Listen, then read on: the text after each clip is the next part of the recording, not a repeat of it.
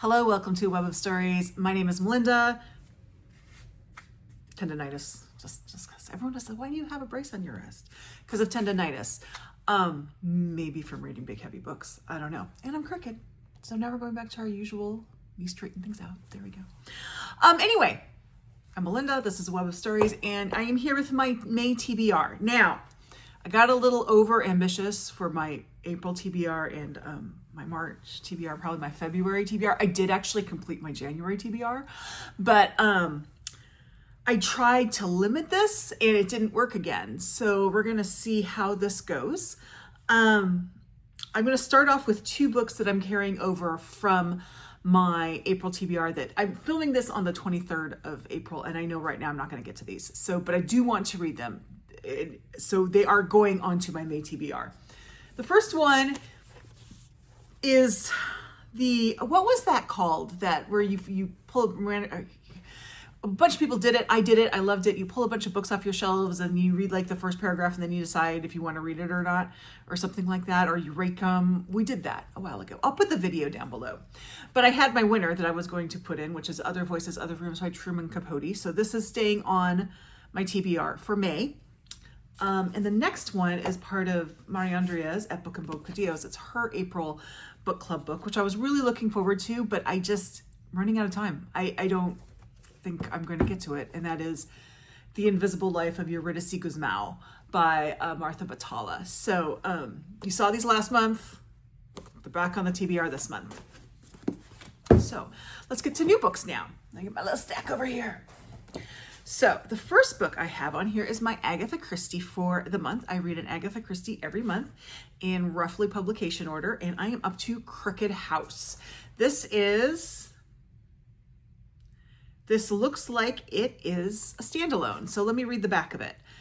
The Leonides are one big happy family living in a sprawling ramshackle mansion. That isn't until the head of the household, Aristide, is murdered with a fatal barbiturate injection. Agatha Christie loves her poisons. Suspicion naturally falls on the old man's young widow, 50 years his junior. Ooh. But the murderer has reckoned without the tenacity of Charles Hayward, fiancé of the late millionaire's granddaughter. So that is Crooked House. So this is what I am going to be reading in May for Agatha Christie. And then we're going to go back to Mariandria and her book club. This is this month's book, May's book, and this is Night at the Fiestas by Kristin Valdez Quade, and this looks the winner of the National Book Critics Circle John Leonard Award. I don't know what that is. Maybe it's an award for upcoming new writers for debut books. I don't know. There's not a long synopsis here, so let me read it. With intensity, dark humor, and emotional precision, Kristin Valdez Quade's unforgettable stories. Oh, these are short stories. Oh, that's awesome. Okay, so I got a short story collection going. That actually makes my life easier. Unforgettable stories plunge us into the fierce, troubled hearts of characters defined by the desire to escape the past, or else to plumb its depths. Set in northern New Mexico, Night at the Fiestas is a beautiful rendered debut about living in a land shaped by love, loss, and violence. Oh, so this is great. I kind of took April off from short stories because I had too many books going. So the fact that this is a short story collection is actually making my reading for the month easier. So thank you, Mariandria. And the next one, this is the only one I don't actually have a physical copy of. And this is for the Book Naturalist Book Club. And this is Sea People by Christina Thompson. I don't know anything about it, but I'm going to read it. It's on hold at the library. Like the hold's going to activate on the 1st, and then I will go pick it up, and there you go. So that's the Book Naturalist book. Then I have, so the next one, we're going to get into some events. And May is many things. And one of the things that May is Mental Health May. And so this book it's a book I've known about for a long time, but I completely forgot about it until I was watching a video by Lori at Books, Ink, and Paper, and she mentioned it. She was talking about this author, and that is Wally Lamb. I know this much is true. And this fits perfectly for Mental Health May. It is big, but it's nice, good-sized print.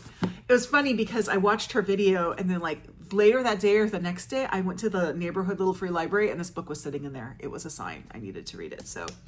And because this is from a little free library, once I finish it, it will be going off to another little free library. I do not keep books that I get from little free libraries I feel like I should honor the library system part of it. So when I read a book from a Little Free Library, it always goes back to another Little Free Library. But so that's from Mental Health May. And then I've never done this event before, but I'm going to do it this year because it gives me an excuse to reread a book. And that is Misery May. So I'm going to be rereading this book, but not this copy. And that is Giants in the Earth by Ole Edvard Rölvaag. I read this copy like 20 years ago. It's got small print and yellowed pages. So this copy is going back on my shelves, and I have an ebook copy I'm going to be reading of it. But Rölvaag was a Norwegian American. He might have been born in Norway and then came to the United States. I'm going to have to check that. It's been a while since I've looked at his biography.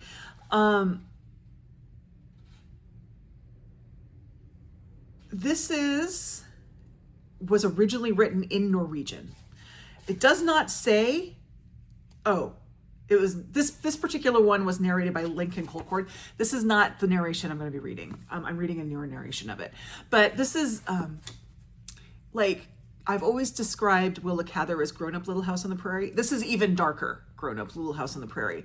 And I don't remember much about it. So it's about Norwegian immigrants settling in North Dakota. This is Dakota. I believe it is North Dakota. And one thing that I do remember about this is it ends on something really awful happens at the end. And it's like, oh, that's awful. Oh, it's so terrible. But that same thing, that is what happened to my great-grandfather. So it's actually a thing that did happen. But yeah, so I'll be rereading Giants in the Earth by Ole Edvard Rölvaag for Misery May. If anyone wants to read this is a book that I think needs to get a lot more attention. It is an American classic that no one's ever heard of. It was written, let me see when this was originally written. This copy is falling apart. 1927. So if anyone would like to buddy read this with me, let me know and we'll figure out a time in May to do it. I might have another buddy read going this month. I was talking with someone about doing a buddy read and then I couldn't remember if it's May or June. So there's another buddy read that might be happening this month, but that's okay. If anyone wants to buddy read this one with me, let me know because I would love to. As I said, it's a reread for me, so I'd love to do a buddy read of it. And then we're going to go to Historathon. Now, you're going to see more Historathon. And I've kind of mentioned these books before. I'm currently reading a Historathon book. This is next in the pile. So I know I'm going to get to this one. And that is Queens of the Age of Chivalry, England's Medieval Queens, Book 3 by Alison Weir. So I recently finished Queens of the Crusades, which had the most kick-ass woman in history in it, Eleanor of Aquitaine. This one is... Marguerite of France, Isabella of France, later known as the She-Wolf. Have you seen Braveheart? She's the one in Braveheart.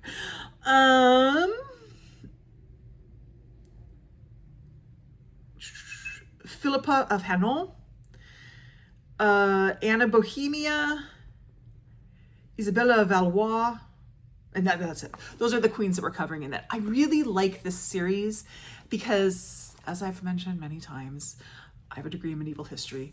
My husband always mentions that he went to, he grew up on Indian, or he went to school on an Indian reservation. We always tease him about that. But I always tell everyone I have a degree in medieval history. So, go, turnabout's fair play. But when you're studying academically history, you hear a lot about the men. So I really like this focus on the women. So this video is coming out tomorrow as I film this, so the 24th of April. This coming Saturday, for my weekly wrap up, I'll be talking about Queens of the Crusades. So you'll hear more about this series then. But this one is definitely getting read because it's the next in the pile. And then we're going to stick with Alison Weir because I've had this series, and this is a fiction series. I have the entire series on my shelf and have not started it yet. And again, if anyone wants to buddy read this with me, let me know because I would be more than happy to do it. I will history geek out on you though, just warning you. And that is, my name's Katherine of Aragon, the True Queen. This is The Six Tudor Queens by Alison Weir. So this is the first, obviously. Oh, shiny. In that series. So if anyone would like to buddy read this with me, let me know. Because, I have this entire series. I need to get to it. So those are my TBRs. Now, my pile is falling down. There we go. So always a TBR are books that I really do have plans to read. And then I also have piles of possibilities, which are books that I'm hoping to get to or I might get to. So let me pull that other pile over.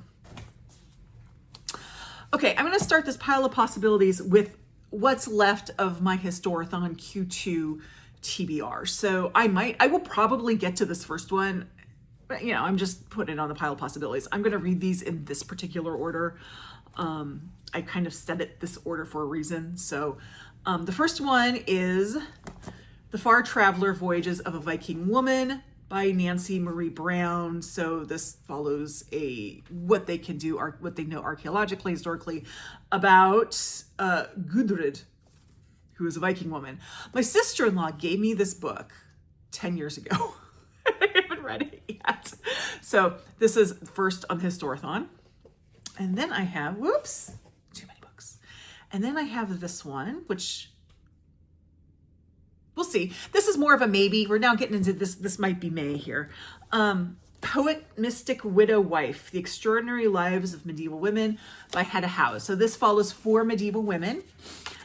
They are 2 of whom I know a lot about and 2 I don't know very much about. So the two I do not know much about are Marie de France, who is a poet, and Christine de Pizan, which is a court writer. I don't think I ever covered them in school, but I have heard Stuff You've Missed in History class podcasts on them.